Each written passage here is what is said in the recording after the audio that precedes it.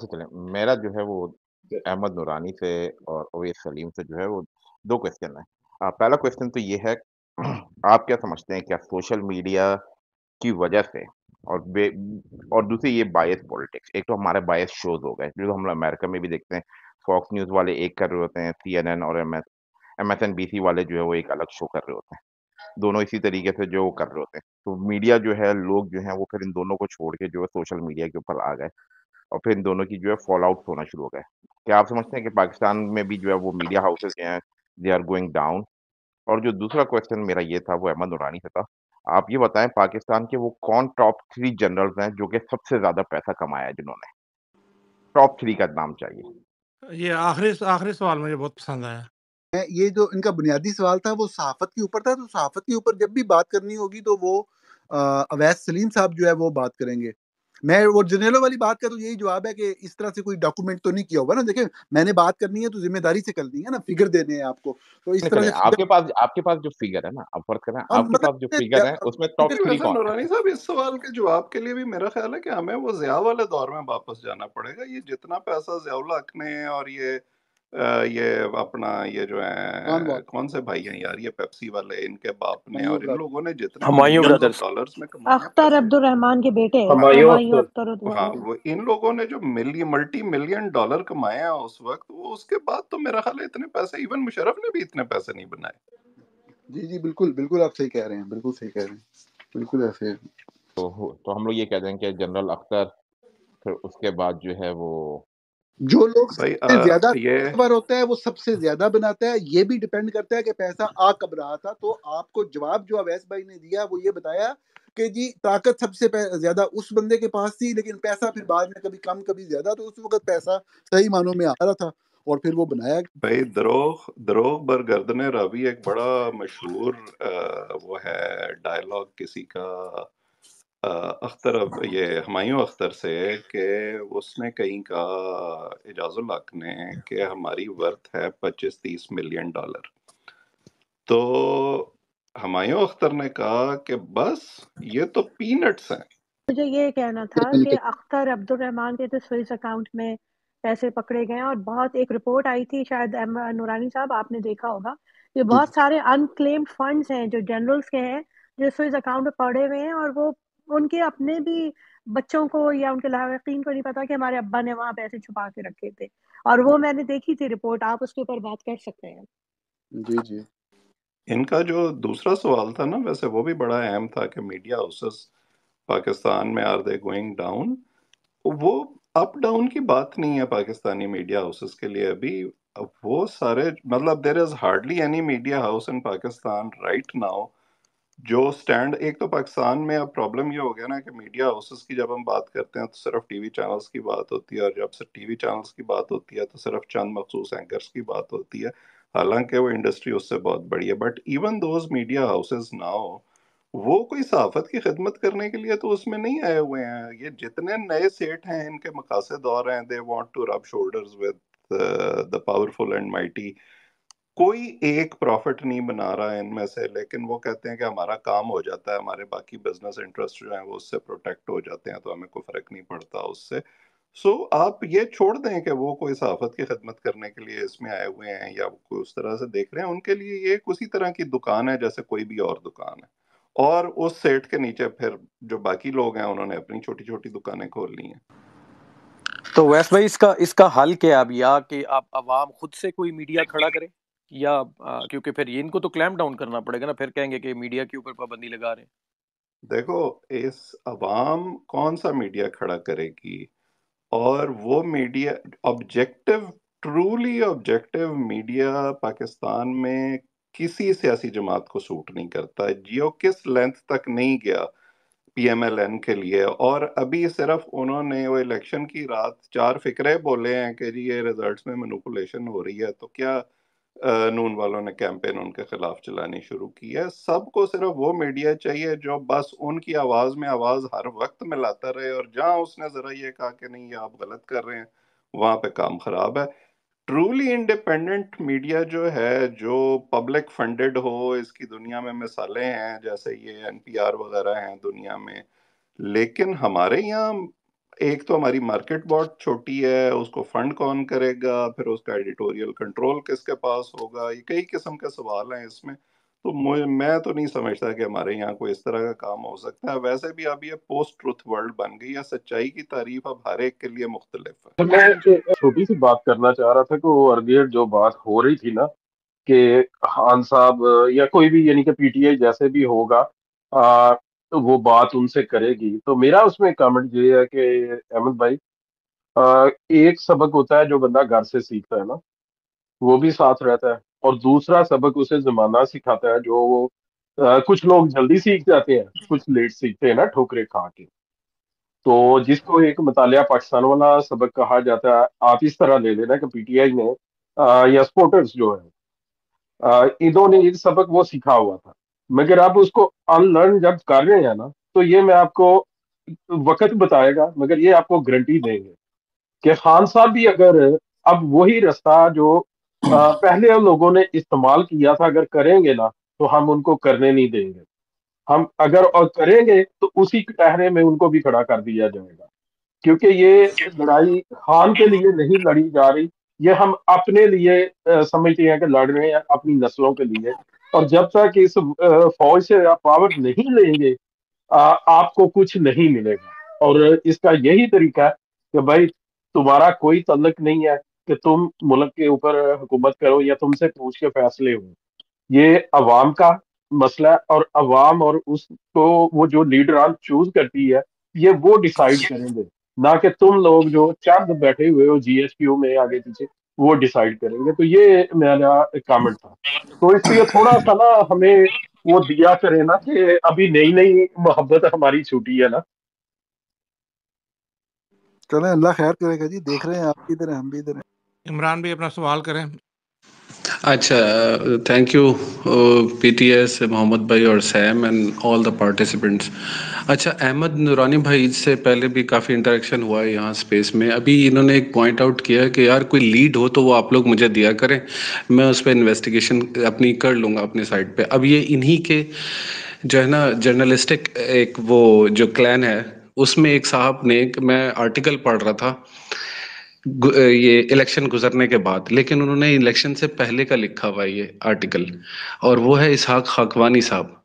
انہوں نے اپنی اس آرٹیکل میں لکھتے ہیں وہ کہ نواز شریف کو الیکشن کے بعد جتوایا جائے گا، اور اس میں ساتھ میں یہ کامنٹ میں کرتے ہیں اگر میں اس بات کا ذکر خواجہ سعد رفیق یا پتہ نہیں کس کا نام ذکر کرتے ہیں نون لیگ میں سے، اگر اس کو میں ذکر کر دوں تو وہ سر نوچنے پہ آ جائے.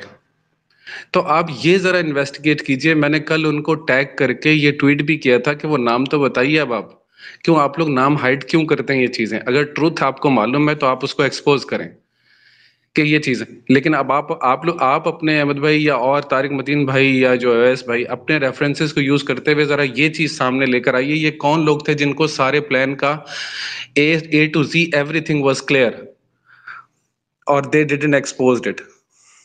انشاءاللہ جی انشاءاللہ. بھائی پہلی بات تو یہ کہ اسحاق خاکوانی کا آپ نے نام لیا. اسحاق خاکوانی تو سیاست دان ہے، وہ صحافی تو ہے نہیں. دوسری بات یہ کہ انہوں نے کہا نواز شریف کو بنوایا جائے گا، تو میں تو یہ محمد چودھری صاحب اور ساجد صاحب میری بات مانتے نہیں تھے جب میں کہتا تھا کہ نواز شریف نہیں بنے گا وزیر اعظم. مجھے نہیں نظر آتا، اور میرے پاس صرف اس کا ایویڈنس جو تھا وہ یہ تھا کہ اس قسم کے جو کیریکٹر تھے جب یہ واپس آئے تھے تو جس قسم کی انہوں نے ٹویٹس اور ویلاگز کرنے شروع کیے تھے، تو میرا تو خیال تھا کہ یہ آواز جو ہے وہ ادھر سے آ رہی ہے کہ نہیں اس کو نہیں بننے دینا ہم نے، ہمارا گھوڑا شہباز شریف ہی ہے. میں آپ کو ان کے ایگزیکٹ ورڈ بتا دیتا ہوں، اور میں نے ان کو ویسے ٹیگ بھی کیا ہوا ہے. بڑے میاں وہ صاحب ٹیگ آپ نے کیا ہوگا، لیکن اسحاق خاکوانی سیاست دان ہے، وہ صحافی نہیں ہے. تو اوپینین پیس تو کوئی بھی لکھ سکتا ہے. اچھا، ایک سجیشن ہے ویس بھائی اور احمد بھائی، اگر آپ کے لیے صرف پلیز پی ٹی ایس سے میں ایک سیکنڈ کی اجازت لوں گا. سر آپ نے بھی یہ پبلک فنڈڈ میڈیا کی یہ بات کی، تو کیوں نہیں احمد بھائی اور آپ جو ہیں آپ انیشیٹو لیتے ہیں یہاں سے اچھے لوگ پک کریں، پڑھے لکھے لوگ، یہ عمران ہیں، پی ٹی ایس ہیں، یہ آپ کے نیچے ریسرچ ٹیم بنتی ہے، ہم آپ کو فیکچوئل مٹیریل نکال کے دیتے ہیں, آپ وہ فیکٹ سامنے رکھیں, کوئی اوپینین دینے کی ضرورت نہیں ہے, فیکٹ کو کوئی چیلنج کرے اور اس کے اوپر بات کر لے, ہمیں ضرورت ہی نہیں پڑے گی کسی کی ایجنٹ سائٹ آپ لینے کی, وہ فیکٹ کرنے کی. فوکس کو $10,000 کا ڈونیشن دیں نا, جی پھر ہم وہاں سے بات شروع کریں پھر گے, جی ٹھیک ہے, اس سے پہلے اچھا نہیں. ٹھیک ہے. اور میرا تو جواب ہے یہ فیکٹ فوکس والی سائٹ پہ ہوں آپ ذرا. اچھا ایک چیز آپ کے لیے یہ کہنا چاہوں گی کہ آپ کا ہمیشہ کی طرح بہت شکریہ. ہم آپ کے بہت بڑے فیکٹ فوکس کے سپورٹر ہیں, آپ کے ویلاگس کو سنتے ہیں. تھوڑا سا ہمارا ایک اختلاف ہے جس کے بارے میں ہم نے بات کی تھی, لیکن یہ تو پھر ایک انٹلیکچوئل مائنڈ سیٹ ہے نا ہم سب کا, کہ تھوڑا تھوڑا اختلاف رکھتے ہوئے بھی بالکل ساتھ چلتے ہیں. آپ جی کا بالکل. بہت شکریہ. السلام علیکم طارق بھائی. جی وعلیکم السلام. سب سے پہلے تو میری معذرت آپ تمام دوستوں سے. ویس صاحب نے جب مجھے یہ حکم دیا تھا تو میں نے ان سے وقت وغیرہ پوچھا تھا, لیکن ان کو اندازہ ہے میری کچھ نجی نوعیت کی مصروفیت ایسی تھی, تو لیکن پھر بھی مجھے اس وقت پہ آنا تھا, مگر کچھ جس جگہ میں مصروف تھا وہاں کچھ دیر ہو گئی. دوبارہ انشاءاللہ کر لیتے ہیں. اور ظاہر ہے کہ آپ نے دیکھا ہے پہلے بھی کئی بار آپ دوستوں نے حکم دیا, کچھ مصروفیت میرے اینڈ پر ایسی ہے, گھر میں ایک عدد اللہ تعالیٰ مکمل طور پر شفا دے, ایک بیمار بھی ہے, کچھ چیزیں ہیں, تو میری اپنی مجبوریاں ہیں, لیکن انشاءاللہ ضرور کر لیتے. میں نے وہی سوال کروں گا, میں نے ویس بھائی سے بھی یہ سوال کیا تھا. طارق بھائی, leading up to the election day and post election, کیونکہ آپ پاکستان میں ہیں, گراؤنڈ پہ موجود ہیں, آپ سارے معاملات کو کس طرح دیکھتے ہیں؟ ٹھیک. اچھا دیکھیے, الیکشن تک آتے ہوئے میں کراچی کی اسپیشلی بات کروں, یہاں کراچی میں ہم نے جو دیکھا وہ یہ تھا کہ کراچی میں ان میں سے کسی بھی آفیسر کا نام نہیں لے رہا, 3 پولیس آفیسرز جو اسپیشلی مجھ تک خبر پہنچ رہی تھی, اور وہ پھر اس سے پیچھے جو ان کو جہاں سے احکامات آ رہے تھے ان کے تحت, تو پاکستان تحریک انصاف کو جو ہے وہ انہوں نے ڈنڈے سوٹے کے زور پہ دیوار سے لگایا ہوا تھا, ایسی کی تیسی کی ہوئی تھی. اور پاکستان تحریک انصاف کے 3 سے 4 لوگ جن میں سے 2 میرے پاس گھر پر بھی آئے, اور انہوں نے مجھے 2 عدد آڈیوز پاکستان تحریک انصاف کراچی میں 2 بڑوں کی سنوائیں, اور وہ آڈیوز بھی ایسے تھیں کہ وہ واٹس ایپ کالز تھی دوسرے فون سے اسپیکر پہ ڈال کے, وہ تمام نام وغیرہ تمام چیزیں میرے سامنے ہیں, اور انٹرنل ان کی آپس کی لڑائیاں وغیرہ یہ وہ سب کچھ چل رہا تھا. تو میں بہت ساری چیزوں سے بہت زیادہ اسپیشلی پاکستان تحریک انصاف کے حوالے سے واقف تھا. متحدہ قومی موومنٹ میں کچھ دوست وغیرہ ہیں ان سے جن سے بات ہوتی رہتی ہے, اندر کی خبر ملتی رہتی ہے. جب مصطفیٰ کمال کی آڈیو آئی تھی تو تب میں نے امین الحق صاحب سے بات کی. امین الحق صاحب نے فوری طور پر مجھے کہا کہ یہ جعلی ہے, مکمل طور پر جعلی, ہم تھوڑی دیر میں اس کے حوالے سے اپنا پورا موقف دینے والے ہیں. یہ انہوں نے مجھے فون پہ بتایا, تھوڑی دیر بعد مصطفیٰ کمال نے کہہ دیا بالکل اصلی ہے. تو مجھے جس انسائیڈر نے کہا تھا یہ مکمل اصلی ہے, اور میں خود سن رہا تھا اس جگہ بیٹھ کر, تو میں نے امین الحق کو بتا دیا. میں نے کہا صاحب جو اس کو خود وہاں بیٹھ کے سن رہے تھے انہوں نے بتایا پوری اصلی ہے. تو امین بھائی ہکا بکا رہ گئے, اور امین بھائی نے کہا اچھا میں تو بتا رہا ہوں جعلی ہے, بالکل جعلی ہے. میں نے کہا ٹھیک. تو یہ اس لیے تھوڑا سا کچھ لوگوں سے واقفیت میں اس کے حوالے سے آپ کو بتا رہا ہوں. تو کراچی میں پاکستان تحریک انصاف یا کراچی کا الیکشن ایسی کی تیسی کر کے رکھی ہوئی تھی, دیوار سے لگایا ہوا تھا, اور یہ ہو رہا تھا. الیکشن ڈے آ گیا. الیکشن ڈے صبح جب اٹھے ہیں اور دیکھا کہ انٹرنیٹ بند, موبائل سروس بند, سب بند, تو باہر نکلے ووٹ ڈالنے کے لیے. تو یہ کراچی کے لوگوں کا مزاج ہے نا, پاکستان کا واحد کاسموپولیٹن سٹی. تو میں نے ایسے لوگوں کو دیکھا جو پوچھ رہے تھے یار یہ والا پولنگ اسٹیشن کہاں ہے, میں نے تو نہیں دیکھا ہوا, میرا تو خیال تھا میں گوگل کر کے چلا جاؤں گا, اب تو انٹرنیٹ بھی نہیں چل رہا, کچھ بھی نہیں ہو رہا. میں خاندان کے 5 لوگوں کے ووٹ ڈلوانے کے لیے نکلا, جو بچے تھے 18-19 سال والے ان لوگوں کے. تو وہ میرا شناختی کارڈ بابا کے پاس تھا, کچھ دن پہلے کالج ایڈمیشن کا میٹر تھا, اب میرا شناختی کارڈ وہاں پر ہے, بابا سے رابطہ نہیں ہو رہا, اب میں کیا کروں, اس طرح کے ایشوز تھے. تو ظاہر ہے کہ اس سے بڑے پرابلمز پیدا ہوئے. میں جہاں ووٹ ڈالنے گیا NA 247 اپنے نارتھ کراچی پاور ہاؤس چورنگی پر حلقہ پولنگ اسٹیشن وہاں پر, تو متحدہ قومی موومنٹ کا ٹینٹ تھا, لبیک کا ٹینٹ تھا, جماعت اسلامی کا ٹینٹ تھا, PTI کا ٹینٹ نہیں تھا. میں گیا, اس لڑکے نے کہا رے طارق بھائی یار آپ کو دیکھتے ہیں سنتے ہیں وغیرہ. اس کے بعد اس نے فوری طور پر جو ہماری پرچیاں تھیں, میری مسز کی بہن کی, وہ بنائی. ہم لوگ فوراً ووٹ ڈالنے لائن میں لگ گئے, اور میں نے لائن میں کھڑے ہو کر, مجھے پولیس والے نے کہا جائے, میں نے کہا نہیں لائن میں لگے ہوئے دیکھنے دیں اس کو. اندر گئے, ووٹ ڈالا. اندر पोलिंग एजेंट नहीं था पीटीआई का। मैंने लब्बैक वाले से पूछा, मैंने कहा आप कौन? उन्होंने बताया, तो मैंने कहा पीटीआई का। तो जमात वाले ने कहा, कहने लगा सर मेरी बात हो गई है और ये मैं दूंगा, क्योंकि पीटीआई के एक साहब से बात हुई, उन्होंने कहा जी हमारे बंदे उठा रहे हैं, तो इसलिए हमारा पोलिंग एजेंट नहीं है। ये उस दिन का पूरा मैं आपको इसलिए बता रहा हूँ कि तमाम बड़ी इंपॉर्टेंट डिटेल्स हैं ये। और बाद में फिर कैंडिडेट्स वगैरह से बात हुई, उन्होंने फॉर्म 45 वगैरह हासिल कर लिए थे। मेरा अपना घर जहां पर है तो वो NA250 है, 250। यहाँ पर जब जाके देखे तो यहाँ पर पीटीआई का, क्योंकि नॉर्थ नाज़िमाबाद है, इसका थोड़ा सा मुख्तलिफ हुलिया है, यहाँ की थोड़ी सी डेमोग्राफिक्स मुख्तलिफ, तो यहाँ पर पीटीआई का कैंप भी था। मैंने उस पर जाके यूट्यूब पे वीडियोस वगैरह उसकी डाली, सब किया, और यहाँ सिचुएशन थोड़ी सी मुख्तलिफ थी। जाहिर है कि वोट डालने वालों में मुझे सबसे ज्यादा पाकिस्तान तहरीक इंसाफ के लोग नजर आते। पाकिस्तान तहरीक इंसाफ का कैंप यहाँ 250 में भरा होता। बाकी कुछ हलकों में जाकर देखा, इट वाज वेव थी, जबरदस्त वेव थी, पीटीआई ऑल द वे। तो वो जब फिर डीएचए में निक्सर कॉलेज, जहां से बेग साहब को जितवा दिया गया, कोई अजीब मजाक किया गया डीएचए में, मतलब मैं हैरान हूँ। वहां पर जाकर उनके भाई जो हैं इश्तियाक बेग साहब, वो वहां निक्सर कॉलेज के उस पोलिंग स्टेशन पे मौजूद थे, मैं वहां खड़ा हुआ था, हम लोग वहां से लाइव कर रहे थे। तो ये तमाम चीजें मैंने खुद होते हुए देखी। मुत्तहिदा कौमी मूवमेंट, फिर जबरान नासिर के घर पे हम मौजूद थे, जहां पाकिस्तान तहरीक इंसाफ वाले अपने फॉर्म 45 के साथ आए।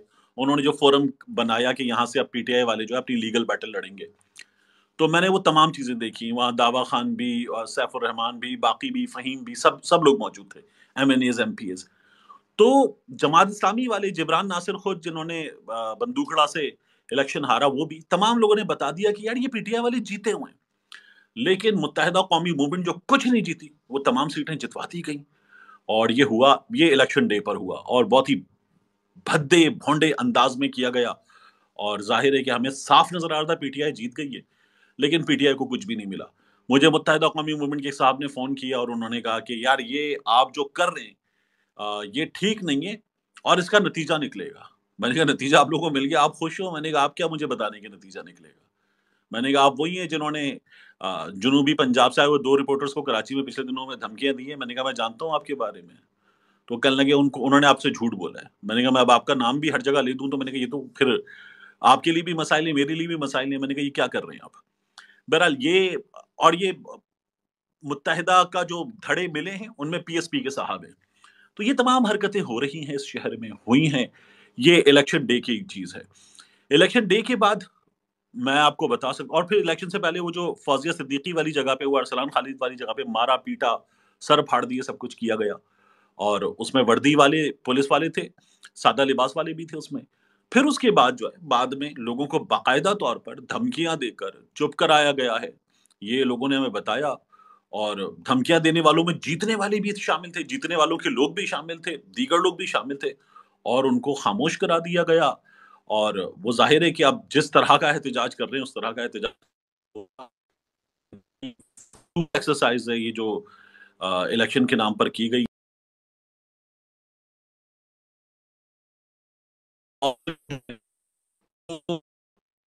इस लीगल बैटल को लेकर मुझे चलते हुए नजर नहीं आ रहे कि जिस तरह से उन्हें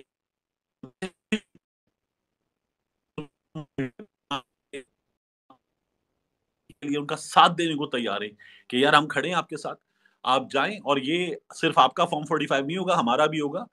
तो ये बहुत टफ लीगल बैटल नहीं होगी, लेकिन लीगल बैटल से ज्यादा टफ जो दूसरी बैटल है, उसकी वजह से वो मुझे मजबूर नजर आ रही है उनमें से बहुत से लोग। तो बड़ी अजीब सिचुएशन है, वाहियात सिचुएशन है। इसका क्या किया जाए?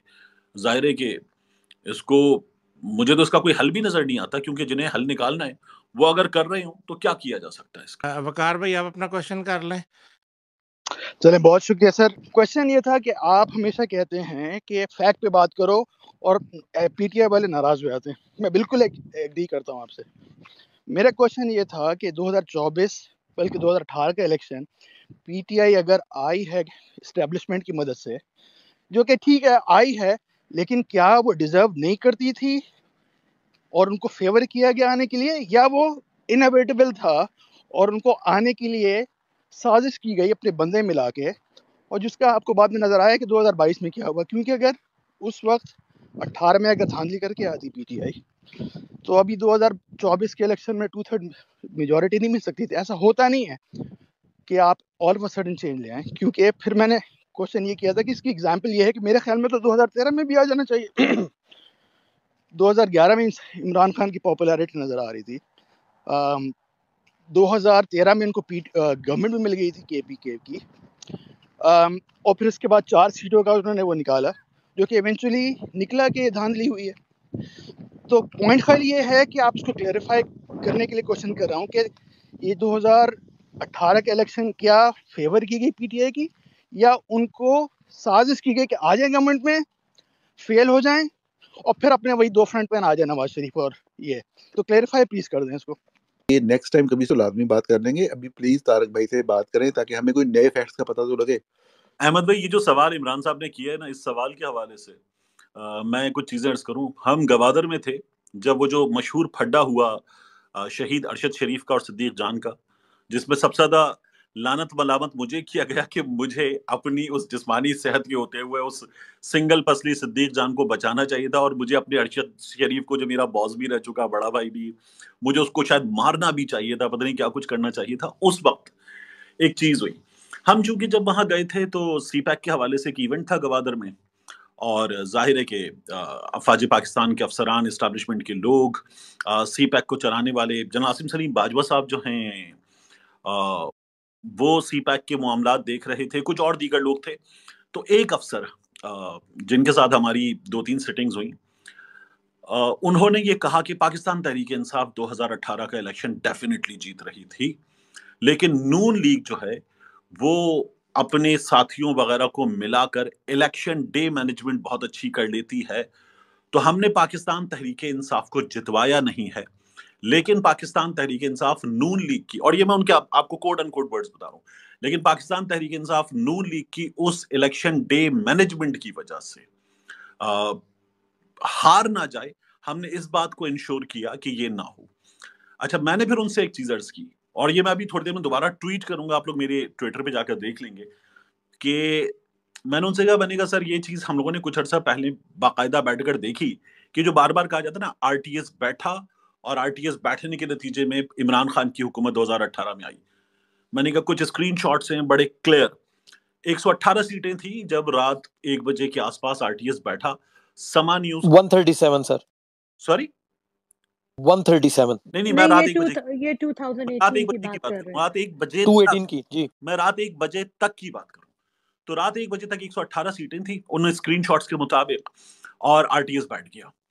RTS بیٹھنے پر نون لیگ کی سیٹیں خاصی کم تھیں، پیپلز پارٹی کی کم تھیں. RTS بیٹھنے کے بعد جو سیٹیں اٹھیں وہ نون لیگ کی اٹھی تھیں، پیپلز پارٹی کی اٹھی تھیں. RTS بیٹھنے کا فائدہ نون لیگ کو، پیپلز پارٹی کو. تو میں نے ان افسر صاحب سے کہا، میں نے کہا یہ ہمارے سامنے ہے، میں نے کہا ہمارے سامنے وہ خواجہ آصف والی چیز بھی ہے، ہمارے سامنے کچھ دیگر چیزیں بھی ہیں، اور یہ تمام چیزیں ہمیں یہ بتا رہی ہیں کہ الیکشن میں جو مینجمنٹ ہوئی، جو چیزیں ہوئیں اس روز، ان سے تو PTI کا نقصان کیا گیا، وگرنہ پاکستان تحریک انصاف کی حکومت بے ساکھیوں کے بغیر بنتی. متحدہ والی بے ساکھیاں، باپ والی بے ساکھیاں، منگل والی بے ساکھیاں یہ نہ ہوتی تو عمران خان کی وہ حکومت بنتی کہ جس کا وہ جو سندھ ہاؤس میں اور ریجیم چینج آپریشن میں حال کیا گیا تھا، یہ نہ ہو پاتا. میں بھی کچھ دیر میں وہ اسکرین شاٹ سارے کے سارے ڈال دوں گا.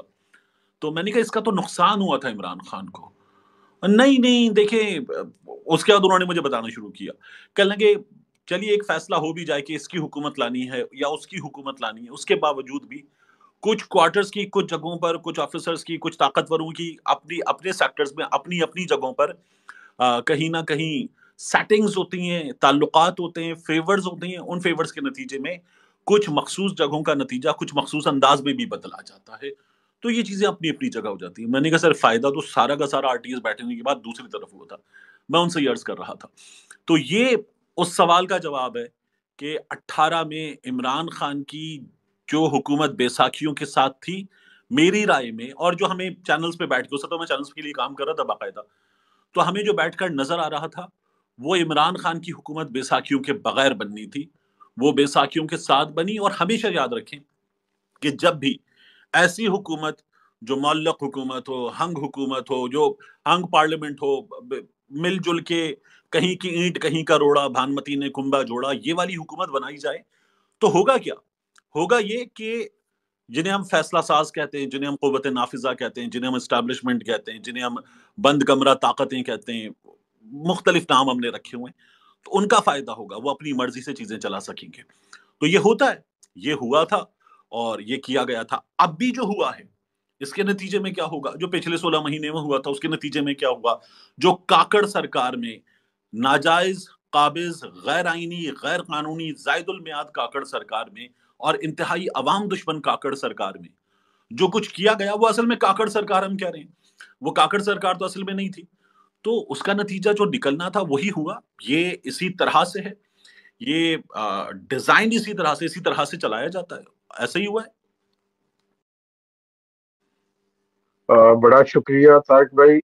میرا خیال ہے کہ یہ سوال آگے بھی میرے آیا تھا مگر آپ نے اس کو کلیریفائی کر دیا، کیونکہ مجھے بھی یاد ہے کہ آر ٹی ایس بیٹھنے کے بعد پی ٹی آئی کی سیٹیں نیچے گئی تھیں، مگر کیونکہ ان کا پراپوگنڈا ہائی تھا اس وقت تو وہ ایسے ہی لگتا ہے آج تک کہ جیسے جتوایا گیا.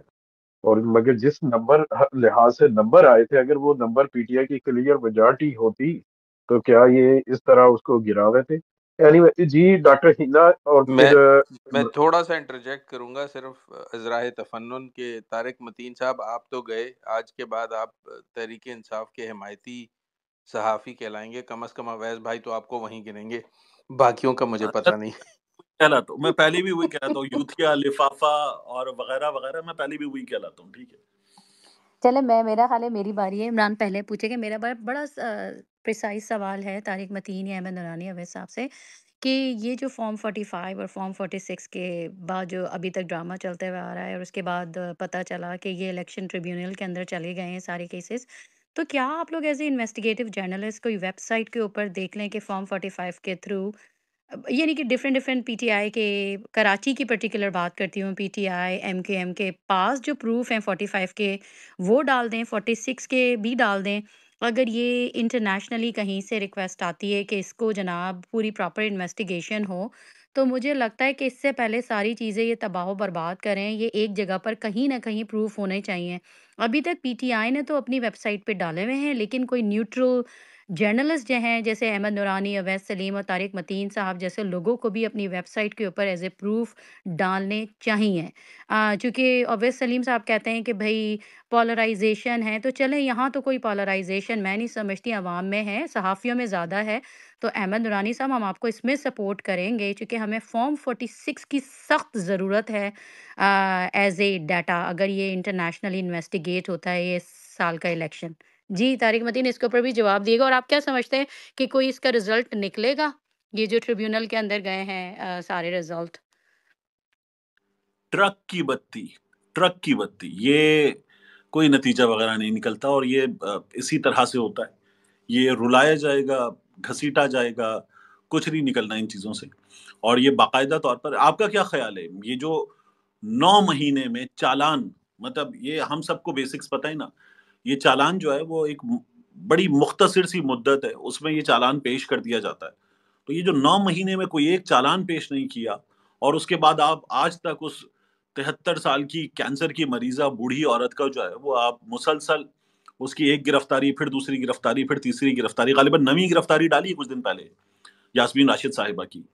تو یہ ٹرک کی بتی ہے پورا. عدالتیں سب دیکھیے، جب آپ ہر طرف سے مایوس ہو جاتے ہیں نا تو پھر آپ جاتے ہیں عدالت، آپ ٹکر مارتے ہیں جا کے عدالت پہ.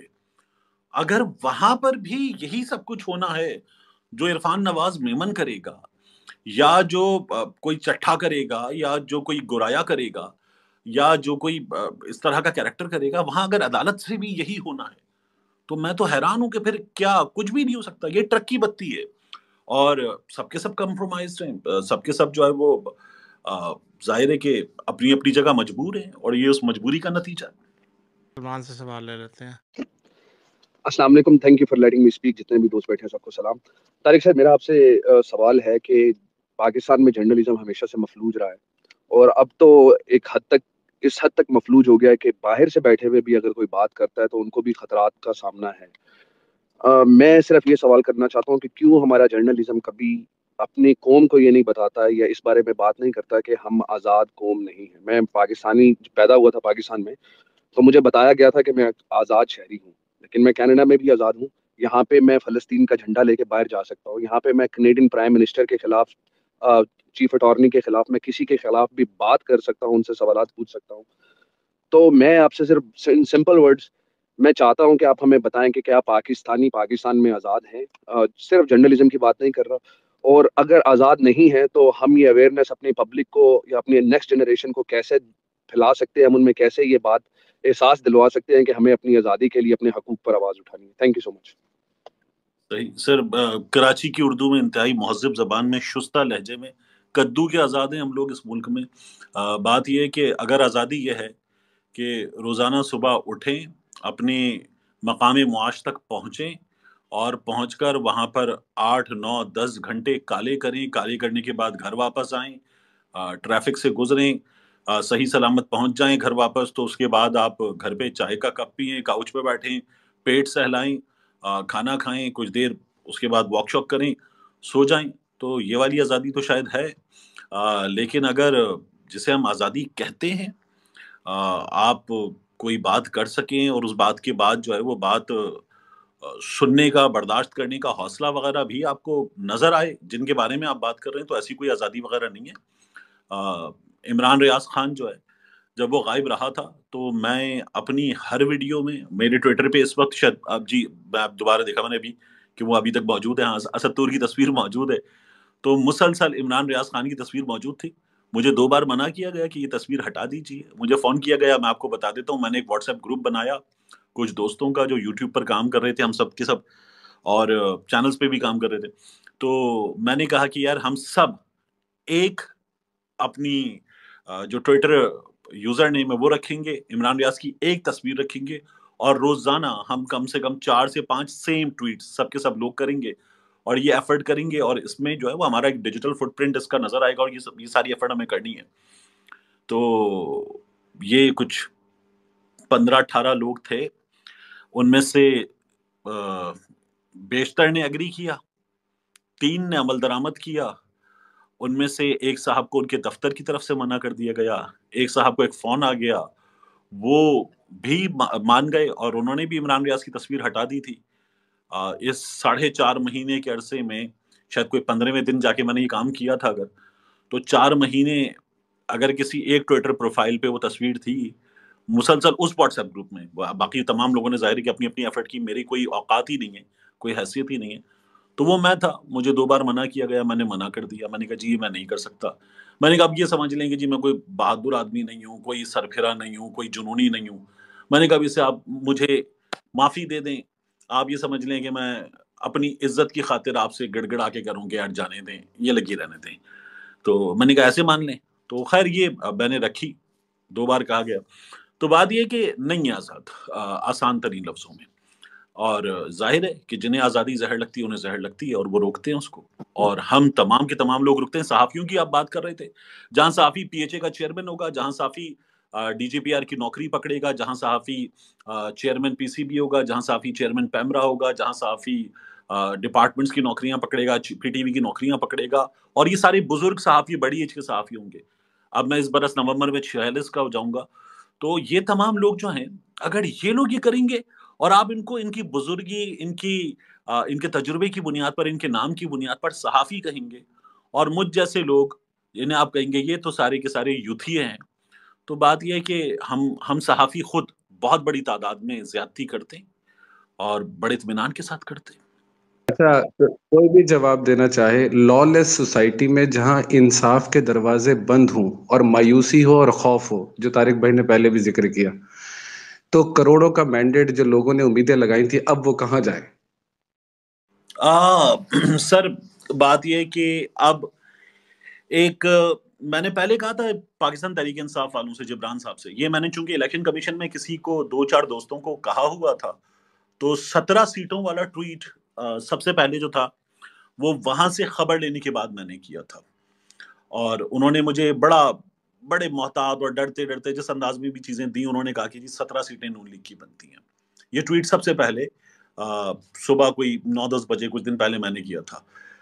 اور وہ اسی طرح سے وہ ریسیو بھی ہوا. میں آپ سے عرض کروں یہ جو آپ اس وقت پاکستان تحریک انصاف والے یہ لڑائی لڑیں گے نا، اور یہ تمام لوگ، یہ لڑائی اس انداز میں ہوگی جو میں نے اس روز پاکستان پی ٹی آئی والے لوگوں سے کہا تھا. جبران الیاس صاحب سے غالباً میں نے کہا تھا اب دیکھیے آپ کا ووٹر آپ کو معاف نہیں کرے گا، یہ لڑائی آپ کو لڑنی ہوگی. یہ لڑائی لڑ کے آپ ہار جائیں گے تو بھی وہ ووٹر ایکسپٹ کر لے گا، لیکن اگر آپ یہ لڑائی نہیں لڑیں گے نا تو ووٹر بھی آپ کو معاف نہیں کرے گا. تو آپ کو یہ لڑائی لڑنی ہے، ہار جائیں چلے گا، لڑائی ضرور لڑنی ہے. تو اب یہ لڑائی لڑیں گے. اس لڑائی کا کوئی خاص نتیجہ نکلنے نہیں جا رہا، کیونکہ آپ کو بہت بڑی تعداد میں منا بدماش ٹائپ کے صحافی، یہ خاص صحافی کا میں نے نام رکھا ہوا ہے، چھوٹا چیتن ٹائپ کے صحافی، یا کچھ انتہائی بکاؤ مال ٹائپ کے صحافی جو ہے نا، وہ ایک راگ الاپتے ہوئے نظر آ رہے ہیں بے شرموں کی طرح. Let's move forward. اور یہ لیٹس موو فارورڈ آپ کو میرے ورڈز یاد رکھیے گا، یہ آپ کو پاکستان کی سب سے بڑی عدالت سے بھی سننے کو ملے گا. کیا آپ سب کچھ لپیٹ دیں؟ Let's move forward. تو یہ ایسے چلے گا، اس کے علاوہ کچھ نہیں ہونے جا رہا. ہاں، یہ جو چلانے والے ہیں یہ نہ چلا پائیں تو پھر کوئی چیز درمیان میں ہو جائے تو ہو جائے، وگرنہ ان کا ارادہ یہ ہے کہ یہ سب کو کہیں گے چلو چلو آگے بڑھو. یہ کیا جائے گا. اچھا، عنوان ہے اس نظم کا اسٹاک ہوم سنڈروم. یہ ملک کی بیماری ہے، یہ فوج بھی ہماری ہے، یہ قاتل بھی ہماری ہے، یہ فوج بھی ہماری ہے، یہ قاتلانہ انکساری ہے، یہ فوج بھی ہماری ہے، غضب دھاندلی جاری ہے، یہ فوج بھی ہماری ہے، یہی تو آہوزاری ہے، یہ فوج بھی ہماری ہے، یہ سب خطا ہماری ہے، یہ فوج کیوں ہماری ہے. Thank you. ایک تو میں اپنی طرف سے اویس بھائی کا، نورانی صاحب کا اور طارق بھائی کا بہت بہت شکریہ ادا کرتا ہوں. طارق بھائی اس ریکویسٹ کے ساتھ، کیونکہ آج آپ سے ڈیٹیل گپ شپ نہیں ہو سکی، اس لیے آپ پلیز ہمیں دوبارہ ٹائم دیجیے گا. اچھا جی، اللہم صلی علی سیدنا و مولانا محمد وعلی آل سیدنا و مولانا محمد وعلی اصحاب سیدنا و مولانا محمد وبارک وسلم وصلی علیہ. اللهم اهدني فيمن هديت وعافني فيمن عافيت وتولني فيمن توليت وبارك لي فيما آتيت وقني واصرف عنا شر ما قضيت فإنك تقضي بالحق ولا يقضى عليك إنه لا يذل من واليت ولا يعز من ناديت تبارك ربنا وتعاليت نستغفرك ونتوب عليك سبحان ربك رب العزة عما يصفون وسلام على المرسلين والحمد لله رب العالمين وصلى الله تعالى على خير خلقه محمد وآله وصحبه أجمعين برحمتک یا ارحم الراحمین. سب حاضرین کا بہت بہت شکریہ.